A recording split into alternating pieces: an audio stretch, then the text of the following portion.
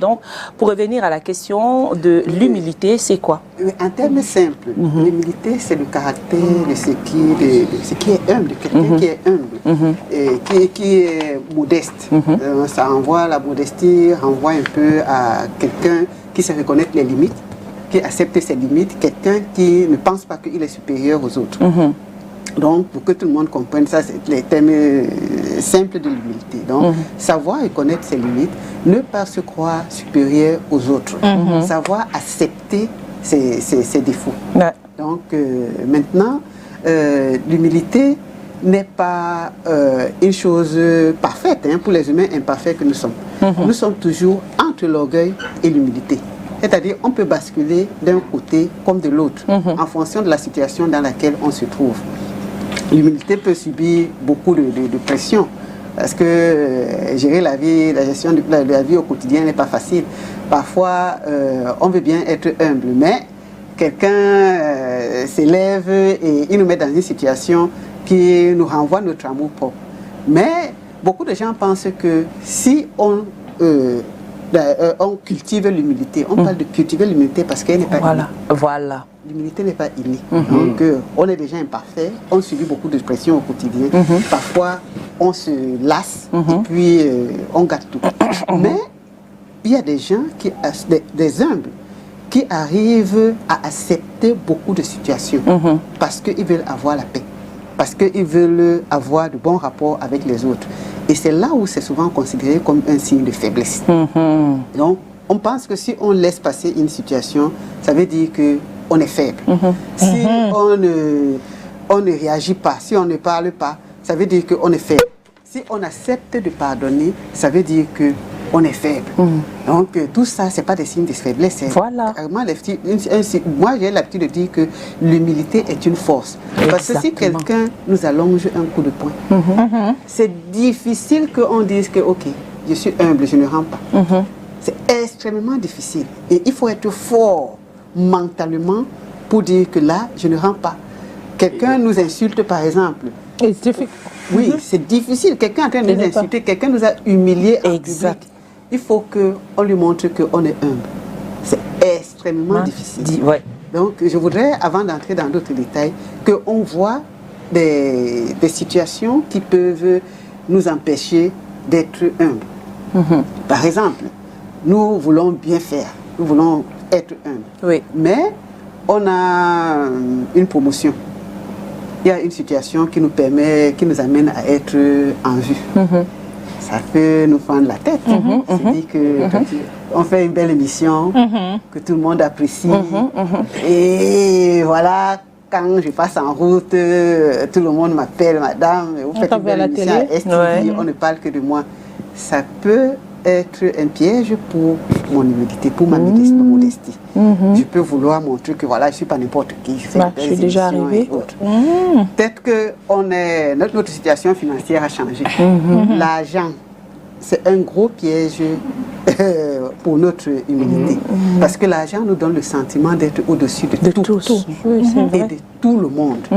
Maintenant, on peut aussi manquer d'humilité quand on nous donne un conseil. J'ai fait une émission, Eric, que j'aime bien et qui m'énerve de temps en temps. Je me dis que voilà, ton émission aujourd'hui là, c'est pas bon.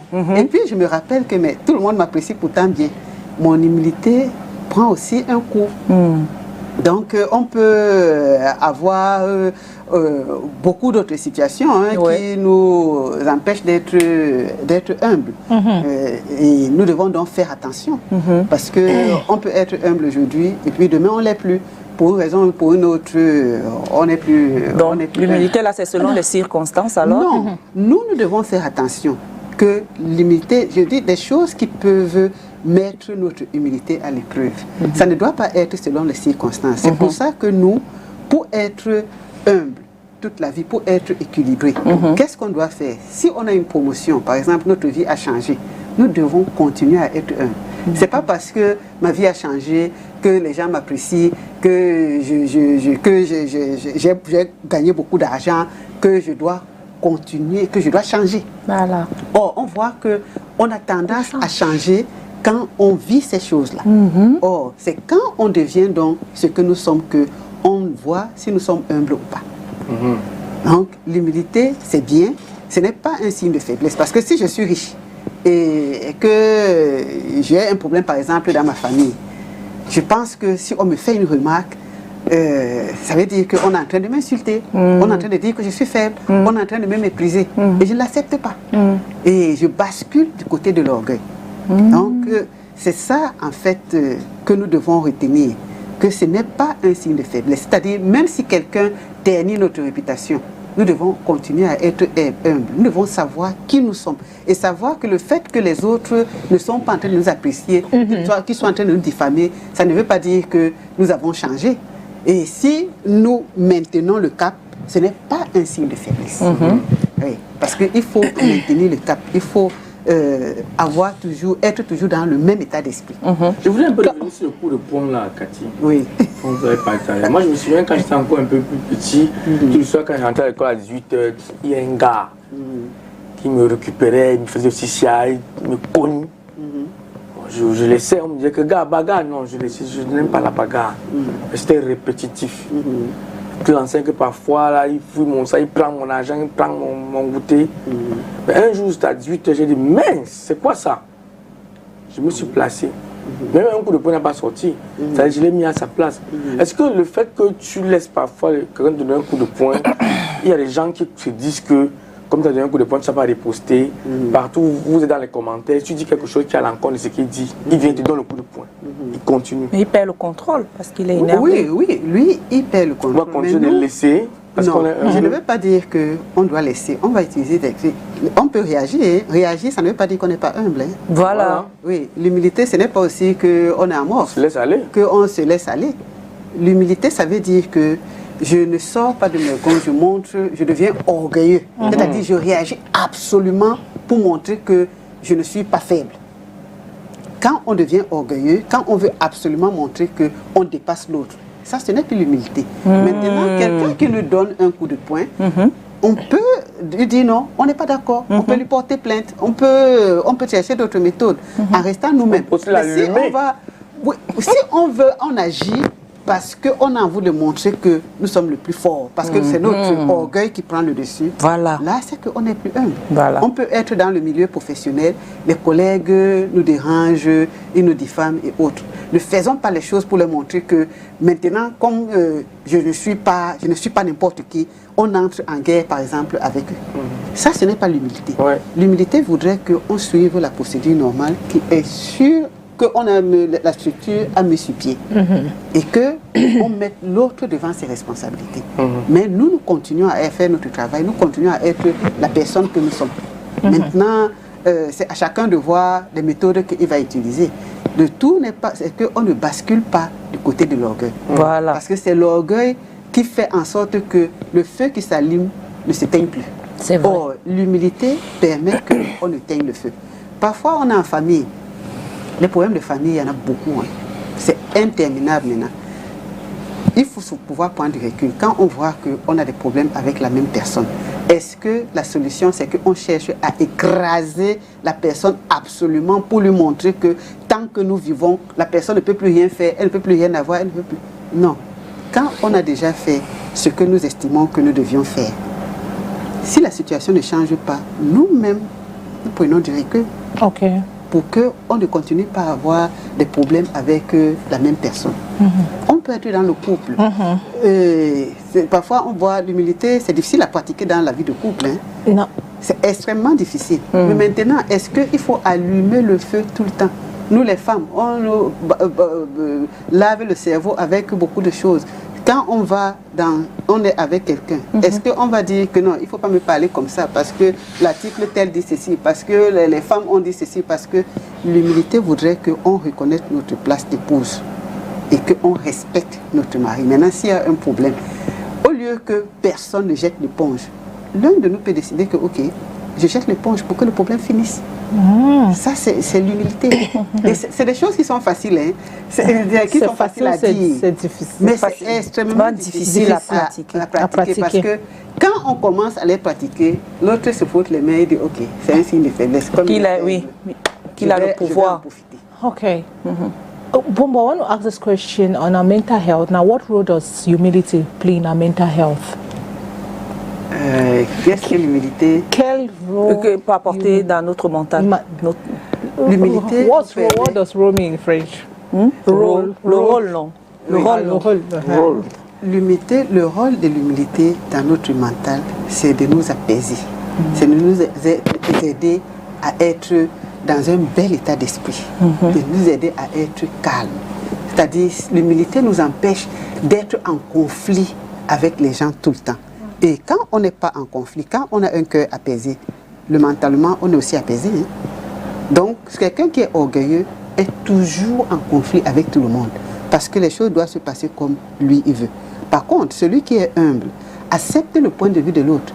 Il accepte des limites. Là, j'ai parlé, ma limite, c'est ici. Donc, je laisse l'autre aussi, à l'autre, la possibilité de s'exprimer. Là, j'ai blessé quelqu'un, je demande pardon. Ça, c'est l'humilité. Et quand on demande pardon, pour nous, on a demandé pardon sincèrement. Mentalement, on est tranquille. On est apaisé. L'autre, aussi, on demande pardon à un orgueilleux. S'il ne veut pas nous pardonner, tant pis. C'est lui qui aura toujours des problèmes avec lui-même. Donc, l'humilité, c'est que, aussi qu'on ne, comme je le disais tout à l'heure, qu'on ne se croit pas supérieur aux autres. Donc, quand on se croit supérieur aux autres, c'est un tort. Ouais. Qu'on leur fait et qu'on fait aussi à nous-mêmes. On peut être responsable dans notre service. Si on est orgueilleux, on va chercher à écraser tous nos collaborateurs. Ouais. Mais l'humilité va nous amener à chercher à les comprendre, à les écouter, à savoir quels conseils il faut leur donner, quelles punitions il faut leur donner. Donc si on n'est pas humble, on n'écoute même pas les autres. On est convaincu que tout ce que nous disons, c'est ça qui est vrai et c'est ça qui doit être pratiqué. Voilà, je voulais savoir pourquoi l'humilité est-elle perçue comme une faiblesse et non comme une force? Oui, c'est perçu comme une faiblesse justement parce que l'humble ne réagit pas à tous les coups. L'humble pardonne facilement. L'humble passe sur les fautes des autres. Et quand on a ce caractère dans ce monde méchant, les autres pensent que, bon, si j'ai affaire à Mireille Grace, je sais qu'elle va me pardonner. Donc, comme elle est faible, je vais quand même les aspirer, je vais quand même lui chercher les problèmes, sachant qu'elle va pardonner. Je sais qu'elle ne va pas réagir. Donc, je vais lui chercher des problèmes parce que comme elle est faible, bon, tout le monde lui fait n'importe quoi, elle ne réagit pas. C'est pour ça que les humbles ont beaucoup de problèmes. Parfois, ils souffrent. Mais un humble, si en même temps, il peut ne pas souffrir. Parce qu'il sait exactement ce qu'il est en train de faire. Et il sait que si l'orgueilleux qui lui cherche les pouces sur la tête, lui, il a plus de problèmes que lui. Et c'est quoi dans... Ok, Cathy, vas-y. Yeah, how does humility influence decision making? Now, we're looking at the context of personal and professional, the personal or effects of personal and professional context. How does it influence Comment est-ce que l'humilité influence notre côté, hein? Nos décisions professionnelles et personnelles? Ah oui, l'humilité influence parce que si nous sommes responsables dans une structure et on est humble, quelqu'un fait une faute par exemple, on veut le comprendre, on veut l'écouter. La personne peut penser qu'on est faible.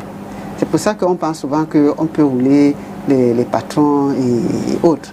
Nos collègues, si on veut prendre des décisions, notre humilité nous demande d'avoir du recul, de ne pas prendre des décisions n'importe comment, de ne pas réagir n'importe comment. Or, les autres peuvent penser que c'est un signe de faiblesse et ils tirent sur nous. Donc, on va voir que si on touche à Calvino, il va réagir. On touche à Mambombo, elle va réagir. On me touche, on veut réagir. Mais Mireille Grace, non, c'est pas ça. Elle laisse tout tomber. C'est elle qu'on va attaquer. Donc, celui qui est humble, les autres, comme ils considèrent que c'est un signe de faiblesse, ont tendance à s'attaquer à lui. Parce qu'on sait qu'il ne va pas réagir. On sait qu'il a des principes. Bien que c'est le feu de paille. Peut-être va peut-être crier, mais c'est le feu de paille. Oui, l'humble va crier parce qu'il a envie d'exprimer ses sentiments négatifs, mais pas dans l'intention de faire du mal à l'autre. Donc, ceux qui remarquent ça, ils vont vouloir l'exploiter. Alors que celui qui est orgueilleux, il réagit dans l'intention de détruire l'autre, de montrer que c'est lui et lui seul, que c'est sa décision qui est importante. Il n'a pas besoin d'écouter l'autre. Vous voyez la différence entre l'humble et l'orgueilleux. L'orgueilleux, c'est les réactions, le mal, il est très ambitieux, personne d'autre ne doit briller à part lui, alors que l'humble, il sait bien qu'il brille, mais il laisse de la place aux autres. C'est difficile de laisser de la place aux autres, surtout dans le milieu professionnel. Quelqu'un, par exemple, je vois les stagiaires. Moi, j'avais pris une stagiaire que avec qui je travaillais, je l'avais mis dans un service public. Et là-bas, on lui donnait les dossiers. Et elle était étonnée.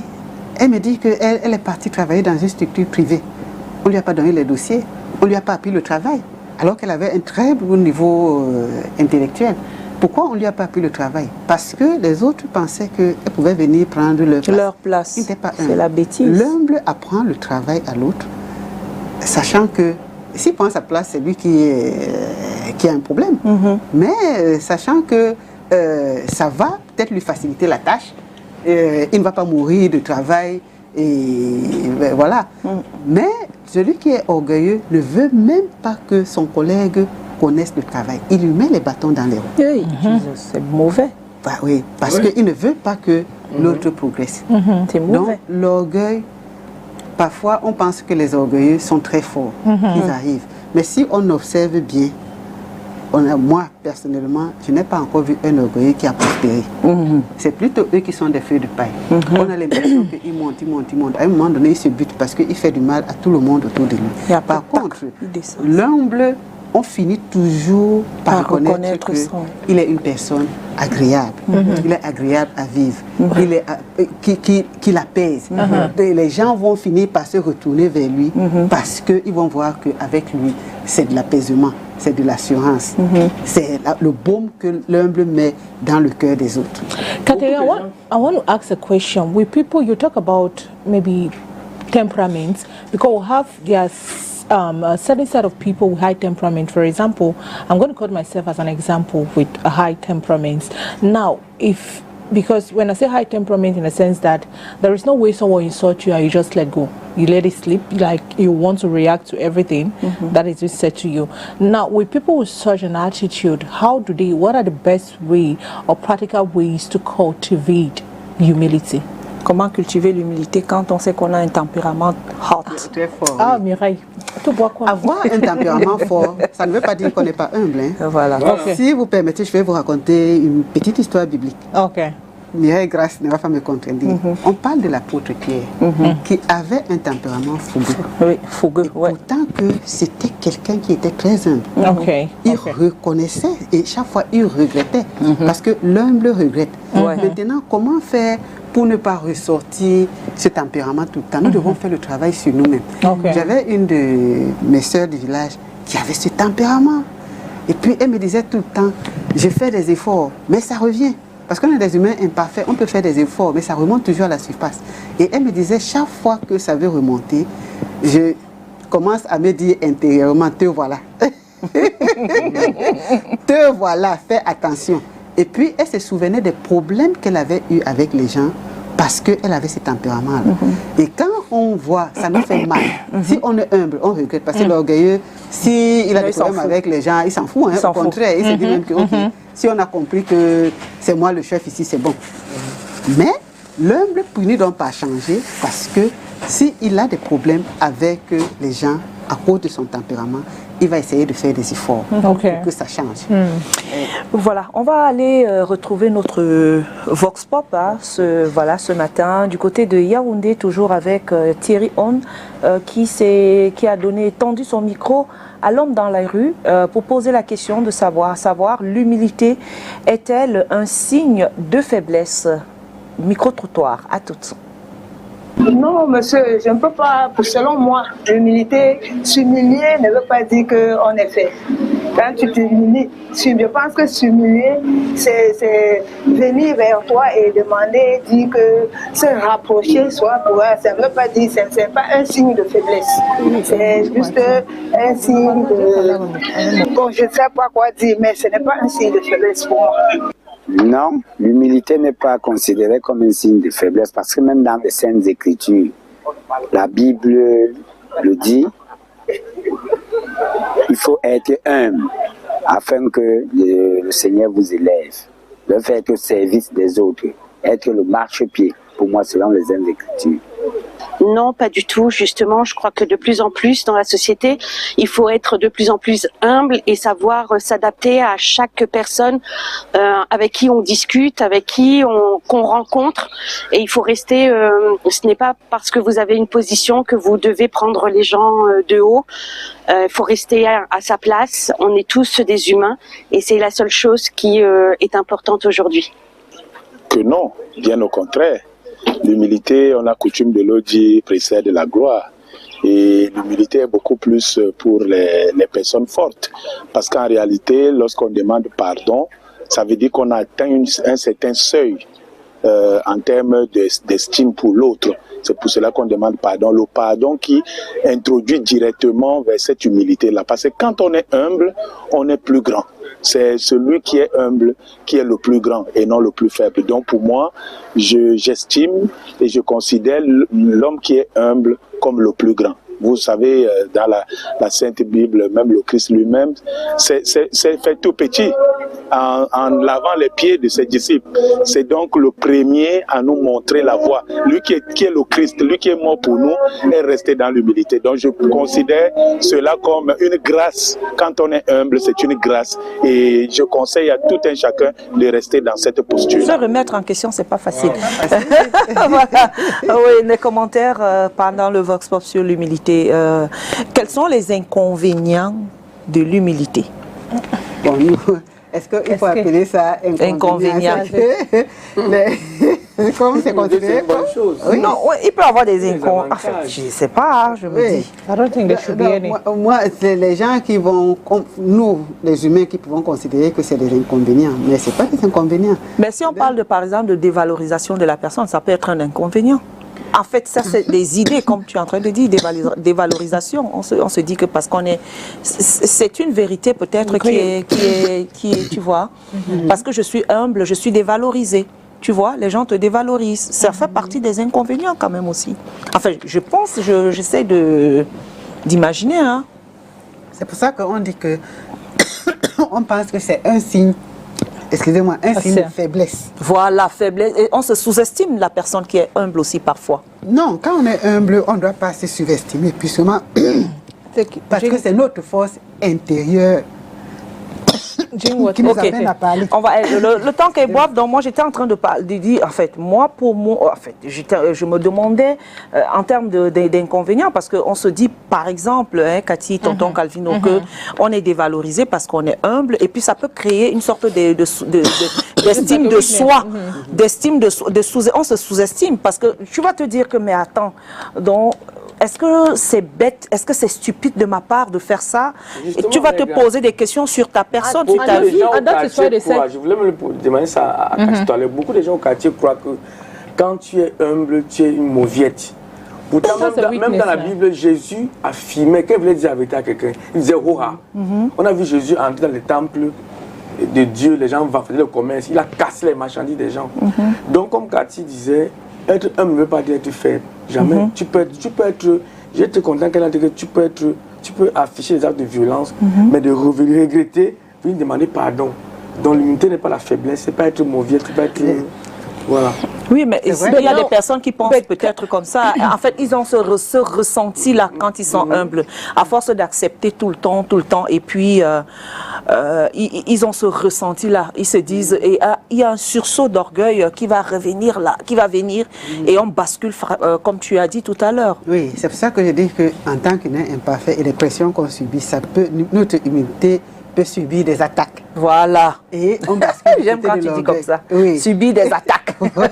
Non, ça subit toujours. Ça subit. Nous devons être équilibrés. Nous devons être forts. L'humilité, c'est une force.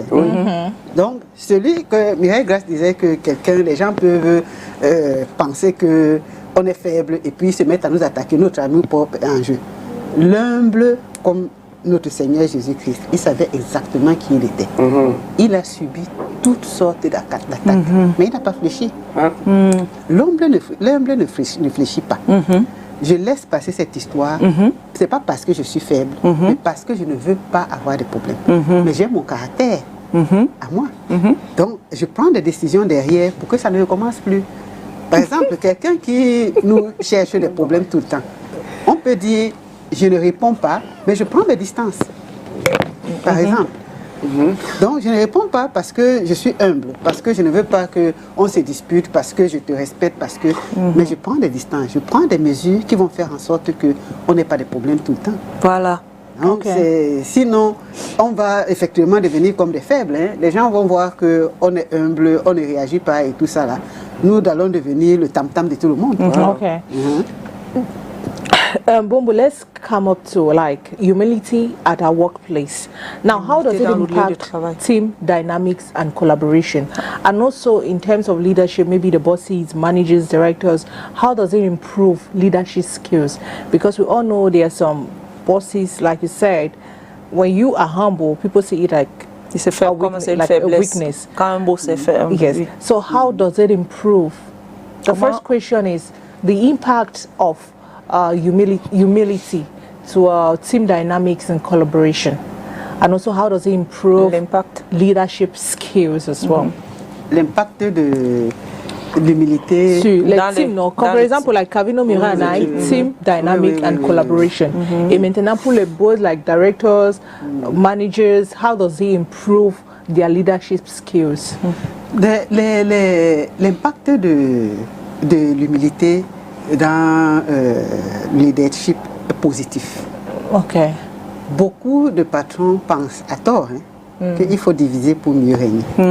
Maintenant, quand on a divisé son personnel, le rendu n'est plus le même. Parce que les gens passent le temps à se combattre et puis le travail n'est pas bien fait. Maintenant, quand on a en face de nous un patron qui est humble, il va avoir des brebis galeuses qui vont vouloir en profiter.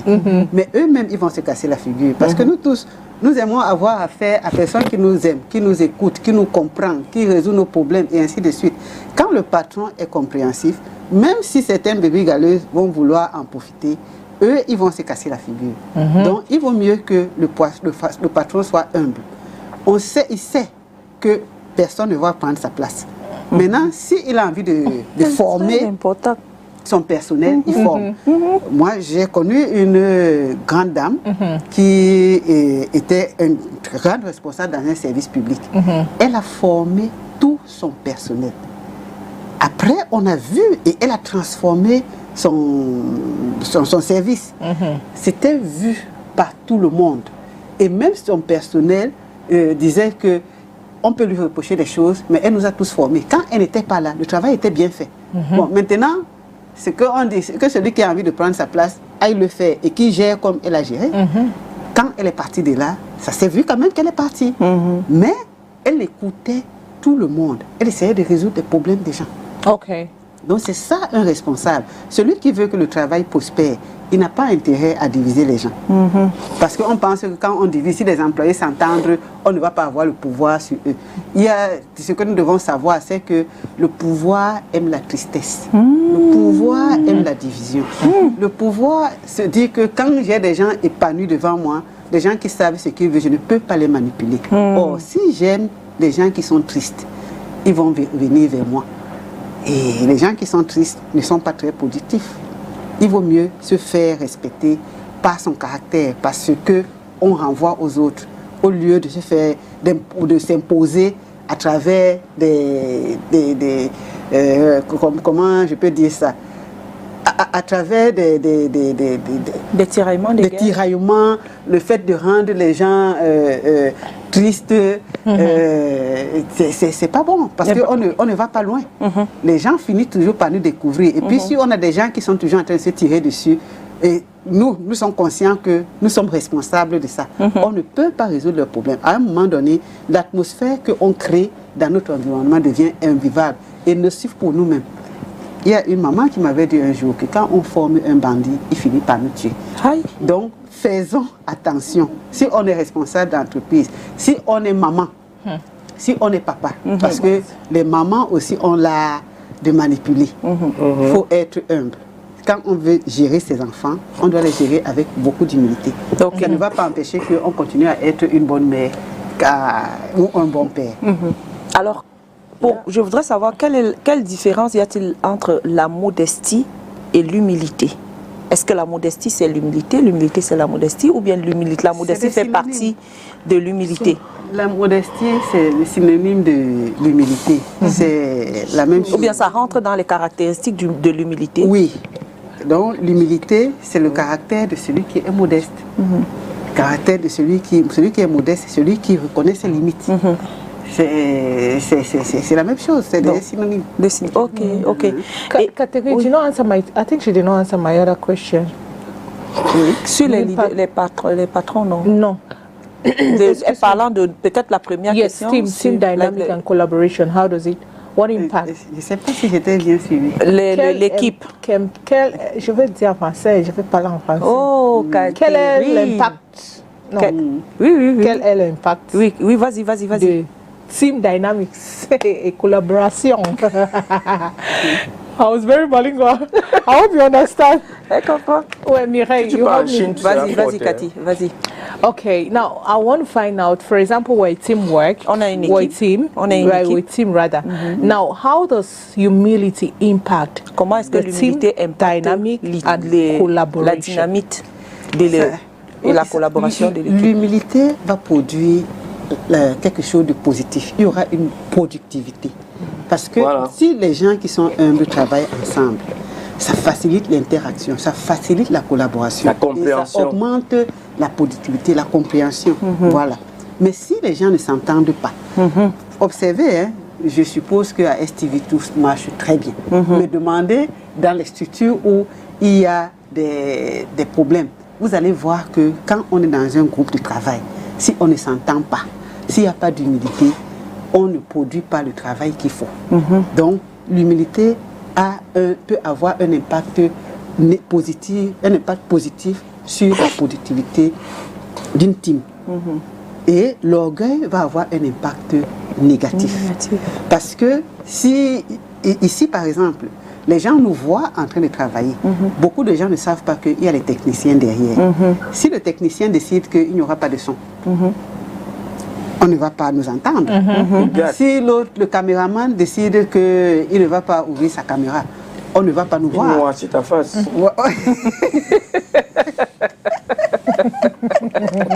Si le réalisateur, je ne connais pas trop son travail. On a quasiment ta voix, on te voit pas. Voilà.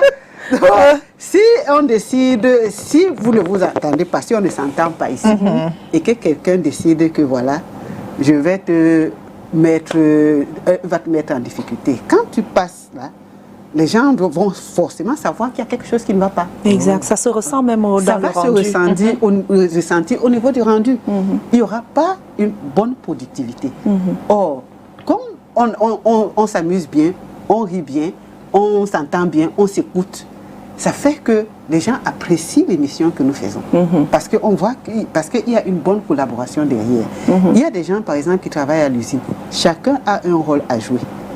Imaginez qu'une personne qui est dans une chaîne, l'un des maillons de la chaîne, décide de pourrir la vie à l'autre.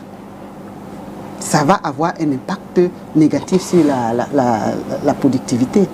Donc, quand on est ensemble, on doit être humble. Ce n'est pas que les gens sont toujours bons, hein. Ce n'est pas que les gens s'entendent toujours, il n'y a pas de problème.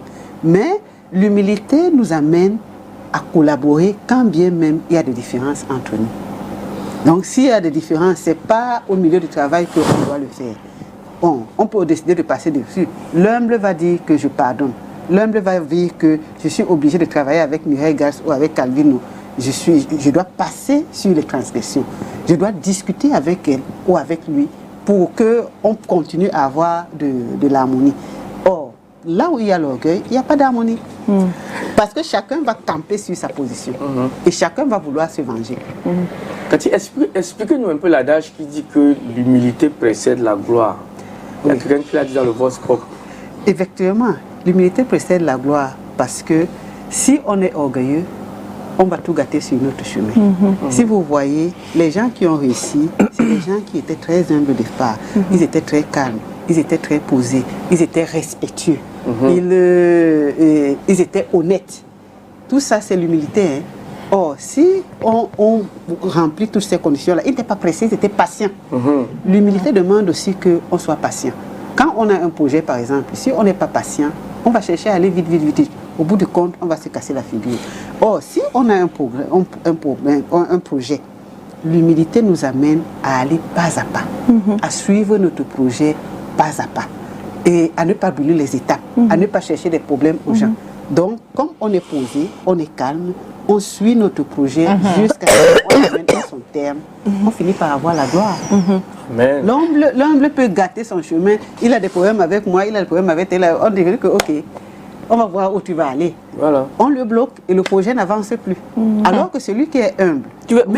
C'était l'orgueilleux. Parce que tu as dit l'humble. L'orgueilleux, oui. L'orgueilleux peut avoir des problèmes. Quand il a un projet, il peut avoir des problèmes et tout le monde décide de le bloquer. Alors que celui qui est humble, même comme certains vont l'aider parce qu'ils vont considérer que c'est un signe de faiblesse, qu'il ne vaut rien. Lui, il s'en fout, il sait où il va. Il est humble. Les autres sont en train de moquer de lui et lui, il va supporter parce qu'il sait où il est en train d'aller. Et c'est pour ça que les humbles finissent toujours par ici. Et les chrétiens savent que la Bible dit que c'est les humbles qui vont posséder la terre. C'est clair. Oui. Il vaut mieux être humble sur la terre. Oui. Il vaut mieux pratiquer l'humilité que l'orgueil. Oui. Parce que l'orgueil ne nous amènera nulle part. Oui. L'humilité nous amènera très loin. L'orgueil nous amène tout droit vers la ruine. L'orgueil nous fait... C'est comme un fait de paille que tu as tout à l'heure. Quelqu'un m'a insulté, je l'ai insulté 10 fois, tout le monde est sorti, on a continué, c'est moi qui s'est insulté. Quelqu'un m'a allongé un coup de poing, j'ai bagarré avec lui, j'ai tout cassé. Quelqu'un m'a fait... J'ai eu un mot de problème, je l'ai amené au tribunal. J'ai appelé mon nom. Oui, maintenant, après, les gens vont même commencer à nous fuir quand on est orgueilleux. Donc, on va finir par, l'humble finit par faire le vide autour de lui. Parce que les gens vont dire, ah, voilà Mambombo qui est en train d'arriver, comme elle aime les problèmes là, je l'évite. On reste... Et c'est l'image qu'on aura après. C'est l'image qu'on va dire, avoir, je préfère éviter. Et puis, si elle ouvre sa bouche, mieux je me tais pour éviter les problèmes. La paix est bien. Parce qu'on aime la phrase là, la paix est bien. Mieux tu restes tranquille. Oui. Parce que tu veux la paix. Parce qu'on veut la paix, on est obligé de rester tranquille. De rester tranquille. Donc, l'humble finit toujours... L'humble fait beaucoup de concessions, hein, ce qui est différent de l'autre. On se retourne toujours par la suite vers lui. Au début, on va le mépriser, on va le persécuter, on va l'insulter et tout ça. Mais après, si on voit son tempérament, on se dit que non, il vaut mieux être avec lui. Parce qu'avec lui, c'est le calme, c'est l'apaisement. Alors que l'orgueilleux, il va faire peur au début. Il va ébranler tout le monde. Soit il va rencontrer quelqu'un qui est comme lui, qui va le mettre dos nu. Soit il va lui-même faire le vide autour de lui et il va se retrouver seul. En tout cas, le message, franchement, bon, on termine par ce message rapidement. Bonjour. Bonjour la team en studio. L'humilité n'est pas un signe de faiblesse, mais certaines personnes ont déjà pris ça pour un signe de faiblesse. Bon début de semaine. La maman perruque Bordeaux parle bien. Elle peut être une bonne épouse. PN.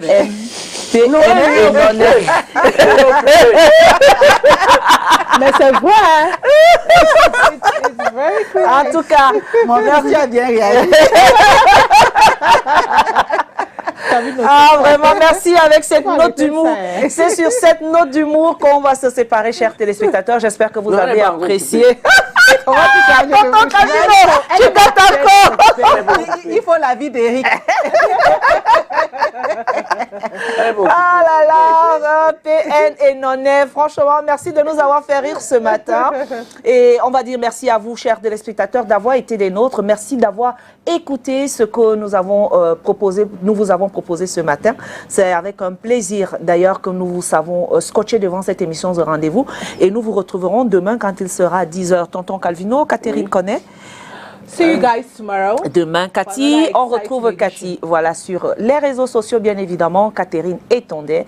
Santé, Action, santé, éducation. Voilà, elle aussi. Un homme préfère se perdre que de demander la route. Je te dis, tonton Calvino. Allez, à demain, ciao, Dieu vous bénisse. Restez en compagnie des programmes de STV.